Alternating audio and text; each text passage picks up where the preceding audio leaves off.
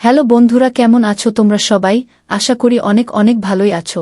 আর তোমাদের ভালোবাসায় আমিও অনেক ভালো আছি, কারণ তোমরা আমাকে যে পরিমাণে ভালোবাসা দিয়েছ এবং সাপোর্ট দিয়েছ তা আমি কোনোদিন ভুলতে পারবো না। তাই তোমাদেরকে মজা দেওয়ার জন্য আবারও একটি নতুন গল্প নিয়ে হাজির হলাম। গল্পটি শোনার মতো, আশা করি তোমাদের দাঁড়িয়ে যাবে এবং তোমরা হাতের কাজ করতে সবাই হেডফোন নিয়ে বসে যাও। যদি আমার গল্প শুনে মজা পাও তাহলে অবশ্যই আমার চ্যানেলটি সাবস্ক্রাইব করবে। তো চলো বন্ধুরা, আমরা কথা না বাড়িয়ে আসল গল্পে চলে যাই। আমি নাদিরা আক্তার নিপা, তখন আমার বয়স মাত্র ৮ কি ৯ বছর হবে।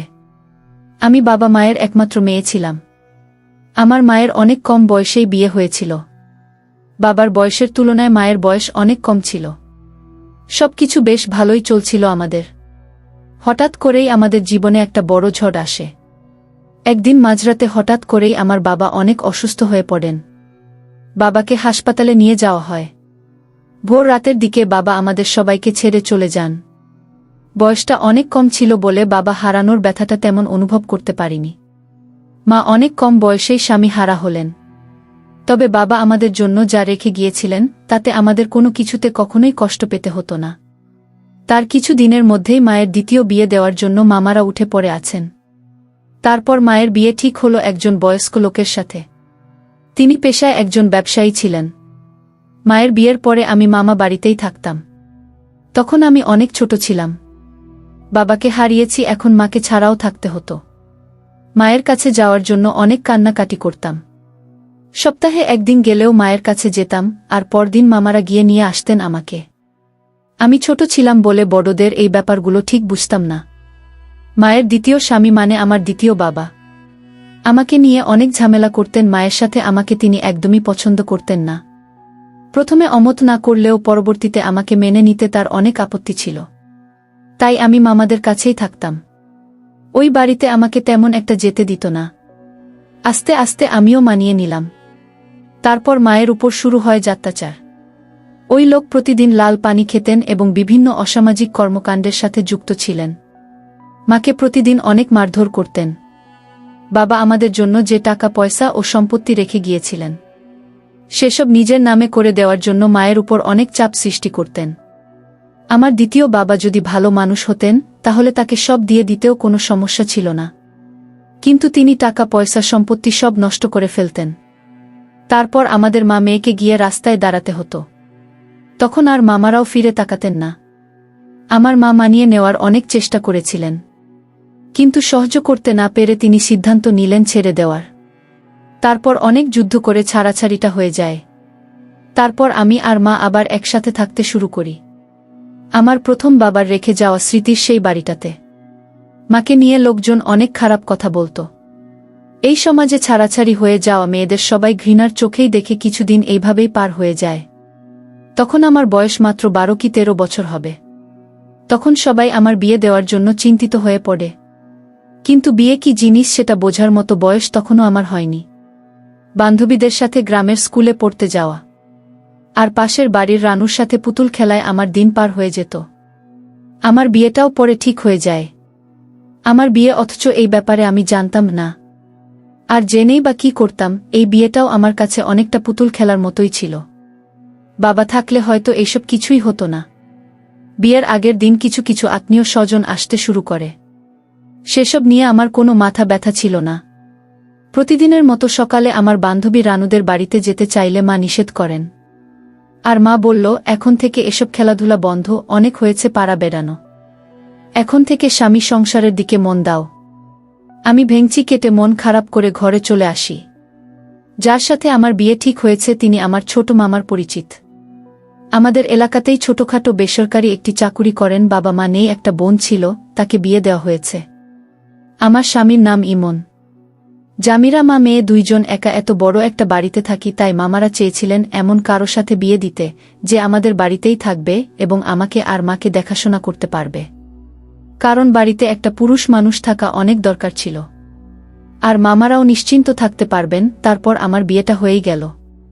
আজ আমার ফুলসজ্জা, ভারী শাড়ি আর গহনাগুলো যেন আমাকে জাপটে ধরেছে। সারাদিনের ক্লান্তির কারণে কখন যে ঘুমিয়ে পড়েছি তা বুঝতেই পারিনি আমি। হঠাৎই কারো স্পর্শে আমার ঘুম ভেঙে যায়। আমি আচমকা উঠে বসলাম। দেখি ওই লোকটা মানে আমার স্বামী। তারপর উনি যেন কি বলেছিলেন, কিন্তু আমি কিছুই শুনছিলাম না, কারণ তখন আমার প্রচুর ক্ষুধা পেয়েছিল। আমি মনে মনে ভাবছিলাম এখন গিয়ে মাকে বলবো খাইয়ে দিতে, তারপর মায়ের সাথেই ঘুমাবো। এর মধ্যে ওই লোকটা আমার কাছে আসতে শুরু করে। আমি অনেক ভয় পেয়ে যাই। তিনি যখন আমাকে ধরলেন তখন আমি ছাড়ানোর অনেক চেষ্টা করেছিলাম, কিন্তু পেরে উঠলাম না। তারপরে তার হাতে কামড় বসিয়ে দৌড়ে মায়ের ঘরে চলে গেলাম। আমি গিয়ে দেখি মা এখনো ঘুমায়নি।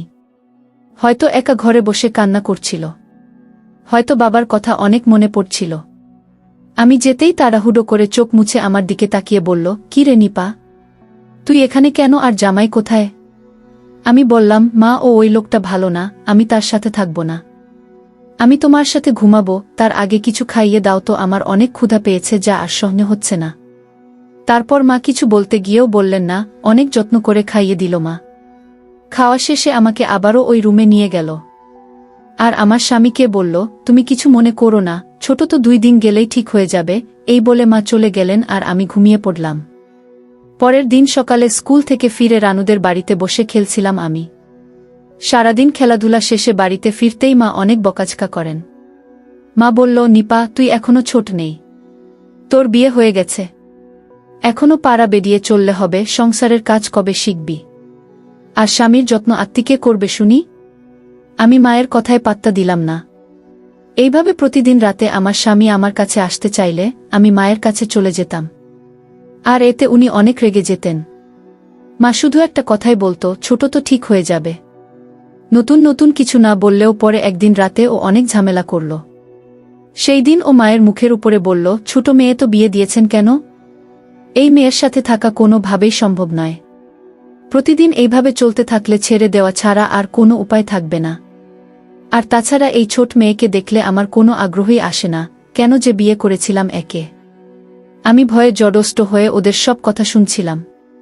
মা আমার স্বামীর কাছে অনেক অনুরোধ করে যাতে আমাকে ছেড়ে না দেয়, কারণ মা বোঝেন একজন ছাড়াছাড়ি মেয়েকে কতটা কষ্ট সহ্য করতে হয়। আমার স্বামী সেই দিন অনেকেই ছিলেন। তিনি বললেন, কালই ছিলেন। তিনি বলেন তিনি বাড়ি ছেড়ে চলে যাবেন আর আমাকে ছেড়ে দেবেন। তারপর মা তাকে আলাদা ঘরে ডেকে নিয়ে কি বললেন আমি জানি না। তারপর থেকে তিনি অনেকটাই শান্ত হয়ে গেলেন। তিনি নিজের রুমে গিয়ে ঘুমিয়ে পড়েন আর মা আমাকে ঘুমোতে বলে নিজের ঘরে চলে যান। এরপর থেকে আমার স্বামী অনেক পরিবর্তন হয়ে যায়। রাতে আমার কাছে আসার চেষ্টা করে না, উল্টো আমাকে ঘুমাতে বলেন। সন্ধ্যার পরেই আমি ঘুমিয়ে যেতাম আর ঘুম ভাঙ্গে সেই সকাল 8টায়। এখন আমি সারাদিন রানুদের বাড়িতে, আমি সারাদিন থাকলেও মা আর বকাবকি করেন না। সবকিছু কেমন যেন পরিবর্তন হয়ে গেছে। তবে মনে মনে বেশি খুশি হলাম আমি। সকালবেলা ঘুম থেকে উঠেই দেখি আমার স্বামী আর আমার মা একসাথে গোসলখানা থেকে বের হচ্ছে। মা আমাকে দেখে অনেকটা ইতোত হয়ে বলল, তাড়াতাড়ি হাত মুখ ধুয়ে চলে আয়, নাস্তা তো দিচ্ছি। আমি হাত মুখ ধুয়ে খাবার টেবিলে যেতেই দেখি মা আর আমার স্বামী দুইজন হেসে কথা বলছে। আমাকে দেখেই দুইজন চুপ হয়ে গেল। একদিন রাতে হঠাৎ করেই আমার ঘুম ভেঙে যায়। আমি ঘুম থেকে উঠে দেখি একাই রুমে, উনাকে কোথাও দেখতে না পেয়ে আমি তাকে খুঁজতে শুরু করলাম। তাকে কোথাও পেলাম না। এত রাতে কোথায় যেতে পারে? তারপরে ভাবলাম মাকে গিয়ে বলি। মায়ের ঘরের কাছে যেতেই দেখি মায়ের রুমে আলো অন আছে। আর একটু কাছে যেতেই মায়ের গলা থেকে হাসির আওয়াজ শুনতে পাই। মায়ের রুমের সামনে একটা ফুলদানি রাখা ছিল। ঘুমের চোখে হাঁটতে গিয়ে অসাবধানতায় হাতে বেঁধে ফুলদানিটা পড়ে যায়, আর অনেক জোরে একটা শব্দ হয়। ফুলদানিটা তোলে জায়গা মতো রেখে আমি যখনই মায়ের রুমে ঢুকতে যাব তার আগেই মা রুম থেকে বেরিয়ে আসে, আর অদ্ভুতভাবে আমার উপর রেগে যায়, চেঁচামেচি শুরু করে। সেই দিন মা আমার শরীরে হাত পর্যন্ত তুলেছিল। মা অনেক রেগে যায় আর বলতে শুরু করলো, সারাদিন তো আমাকে জ্বালাস, রাতের বেলাতেও শান্তিতে থাকতে দিবি না। মাঝ রাতে ঘরের মধ্যে হাঁটাহাঁটি করছিস কেন? হঠাৎ করে এত সামান্য ব্যাপারে মায়ের রেগে যাওয়ার কারণ আমি তখন বুঝতে পারিনি। আমি ভয়ে আর কিছুই বলতে পারিনি। চুপচাপ নিজের রুমে এসে শুয়ে পড়ি। এইভাবে প্রায় রাতেই ঘুম ভেঙে গেলে আমি আমার স্বামীকে পাশে দেখতাম না। ভয়ে কিছু বলার সাহস পেতাম না, যদি আবার মা রেগে গিয়ে আমাকে মার দেই। একদিন সকালে রানুদের বাড়িতে খেলতে যাই আমি, কিন্তু ওই দিন রানুও বাড়িতে ছিল না। ওর মামা বাড়িতে বেড়াতে গিয়েছিল, তাই মন খারাপ করে আবার বাড়িতে চলে আসি। ঘরে ঢুকতেই দেখি আমার স্বামী আমার মায়ের কোলে মাথা রেখে শুয়ে আছে। আমাকে দেখে দুইজনেই ভূত দেখার মতো অবাক হয়ে উঠল। আমি ছোট ছিলাম বলে এইসব নিয়ে খারাপ কোনো ভাবনা আমার মাথাতেই আসেনি। এর কিছুদিন পরে আমার মামাতো বোন আর ওর স্বামী আমাদের বাড়িতে বেড়াতে আসলো। আপু আমাকে অনেক ভালোবাসত। মামাতো বোন বেড়াতে আসাতে তোমার স্বামীর মুখ কালো হয়ে গেল। আপু অনেক বুদ্ধিমতী ছিল। আমার স্বামীর আচার আচরণ লক্ষ্য করে আমাকে অনেক কিছু বোঝাতে চাইতেন, কিন্তু আমি এতটাই সরল ছিলাম যে ওসব বোঝা তো দূরের কথা, কানেই তুলতাম না। আপু চলে যাওয়ার সময় শুধু একটাই কথা বলেছিল, তুই কখনো পড়াশোনা ছাড়িস না, মন দিয়ে পড়াশোনা করবি আর তোর আপু সব সময় তোর পাশে আছে। নিপা, সামনে তোকে অনেক বড় ধাক্কা সহ্য করতে হবে, তৈরি থাকিস বোন। এইভাবেই আমার জীবন থেকে কয়েকটা বছর পার হয়ে যায়। যখন বিয়ে হয়েছিল তখন স্বামীকে আকৃষ্ট করার মতো রূপ বা শারীরিক গঠন কিছুই ছিল না আমার। এখন আমি পূর্ণবয়স্ক মেয়ে, চেহারায় লাবণ্য এসেছে, শারীরিক গঠন সুন্দর হয়েছে। এখন আমার স্বামী সব সময় আমার আশেপাশে ঘুর ঘুর করে। কিছুদিন ধরে লক্ষ্য করছি কিছু একটা নিয়ে মায়ের সাথে আমার স্বামীর প্রায় ঝগড়া চলতে থাকে। আমার স্বামী কিছুদিন ধরে আমাকে অন্য বাড়িতে নিয়ে যাওয়ার কথা বলছে। সে আর এই বাড়িতে থাকতে চাইছে না। কিন্তু এত বড় বাড়িতে মাকে একা রেখে কিভাবে যাব? আমি কি করব কিছুই বুঝতে পারছিলাম না। একদিন রাতে গড়ার শব্দে আমার ঘুম ভেঙে যায়। আমি উঠে বসলাম আর কি হচ্ছে তা বোঝার চেষ্টা করছিলাম। শব্দটা আমার মায়ের ঘর থেকে আসছে। আমি মায়ের রুমে গিয়ে দেখি তাদের দুইজনের মধ্যে অনেক তর্ক হচ্ছিল। ঝগড়ার এক পর্যায়ে আমার মা আমার স্বামীকে ধরে কাঁদতে শুরু করে। আমি রুমে ঢুকতেই আমার স্বামী আমাকে দেখে এক ধাক্কায় মাকে মেঝেতে ফেলে দেয়। এইসব দেখে কিছু সময়ের জন্য আমি স্তব্ধ হয়ে গেলাম। আমি নিজের রুমে চলে আসি। আমার স্বামী ইমন ও আমার পিছন পিছন আসে। আমি খাটের উপর বসে পড়লাম। ইমন আমার পা দুইটা ধরে কাঁদতে কাঁদতে বলল, নিপা, আমি অনেক বড় ভুল করে ফেলেছি।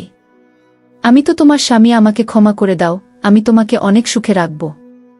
আমরা এখানে আর থাকব না, আমরা দূরে কোথাও চলে যাব। আমি কোনো রকম প্রতিক্রিয়া না করে চুপ করে বসে রইলাম। আসলে আমি তখন ছোট ছিলাম, তার চাহিদা পূরণ করার জন্য যোগ্য ছিলাম না, তাই তিনি আমাকে ছেড়ে দিতে চেয়েছিলেন। তখন আমার মা খুবই কম বয়সে একজন ছাড়াছাড়ি মহিলা ছিলেন। তিনি চাননি আমিও তার মতো এতটা কষ্টের সম্মুখীন হই। তাই আমার স্বামীর সাথে মায়ের চুক্তি হয়েছিল, যতদিন পর্যন্ত না আমি বড় হব ততদিন পর্যন্ত ওর সব চাহিদা আমার মা পূরণ করবেন। আমার ভালোর কথা ভেবে এত বড় একটা অন্যায় কাজ করতে তারা দুইবার ভাবল না। তারা কি একটা বারও ভাবল না এই কথা জানাজানি হবার পরে আমি কিভাবে আমার মাকে সম্মান করব আর আমার স্বামীর সাথে সংসার করব। ঘৃণায় আমার শেষ হয়ে যেতে ইচ্ছে করছে। আজ বাবা বেঁচে থাকলে হয়তো আমার জীবনটা অন্য রকম হতো। বাবাকে অনেক মিস করছিলাম। আমার এই খারাপ কষ্টের কথা আমি কার কাছে বলবো? আমি চিৎকার করে কেঁদে উঠলাম। আমার আর্তনাদ যেন রাতের নিস্তব্ধতাকে ভেঙে দিয়েছিল। সারারাত এইভাবেই পাথরের মতো বসেছিলাম আমি। ভোর রাতের দিকে হঠাৎ করেই মায়ের ঘর থেকে একটা বিকট শব্দ এলো। আমি তাড়াহুড়ো করে মায়ের ঘরের দিকে যাই। মাকে অনেকবার ডাকাডাকি করলাম, কিন্তু কোনো সাড়া শব্দ ছিল না। আমার কাছে সবকিছু ঠিক মনে হলো না। এইভাবেই কিছু সময় পার হয়ে যায়। বাড়িতে আস্তে আস্তে লোক জড়ো হয়। বাড়িতে আস্তে আস্তে সবাই মিলে দরজা ভেঙে ঘরে ঢুকতেই মায়ের ঝুলন্ত মরা শরীর পাওয়া যায়। আমি মায়ের নিথর শরীরের পাশে বসে অপলক দৃষ্টিতে তাকিয়েছিলাম। আমার মায়ের রুম থেকে একটা নোট পাওয়া যায়, তাতে লেখা ছিল, আমার মৃত্যুর জন্য কেউ দায়ী নয়। নিপা, আমায় ক্ষমা করে দিস মা। তোর মা অনেক খারাপ। এই সমাজ আর তোর সামনে মুখ দেখানোর কোনো উপায় নেই আমার। বাড়িতে অনেক পুলিশ আসে। ঘটনার তদন্ত করা হয়।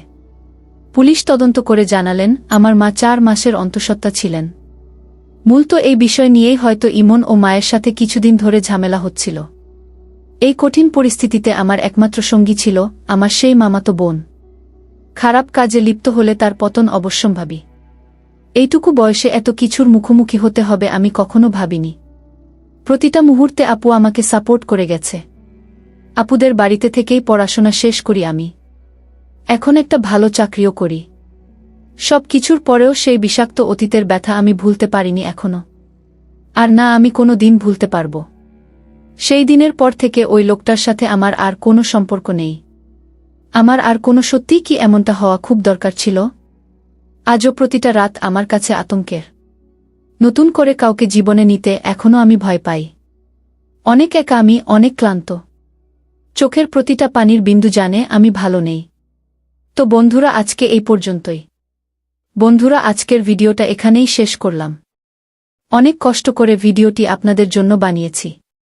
যদি ভিডিওটি আপনাদের ভালো লেগে থাকে তাহলে একটা লাইক করবেন এবং চ্যানেলটি অবশ্যই সাবস্ক্রাইব করবেন। এই আশা ব্যক্ত রেখে আপনাদের কাছ থেকে বিদায় নিচ্ছি আমি। দেখা হবে আগামীকালের নতুন কোনো ভিডিওতে। সে পর্যন্ত সবাই ভালো থাকুন, সুস্থ থাকুন। ধন্যবাদ।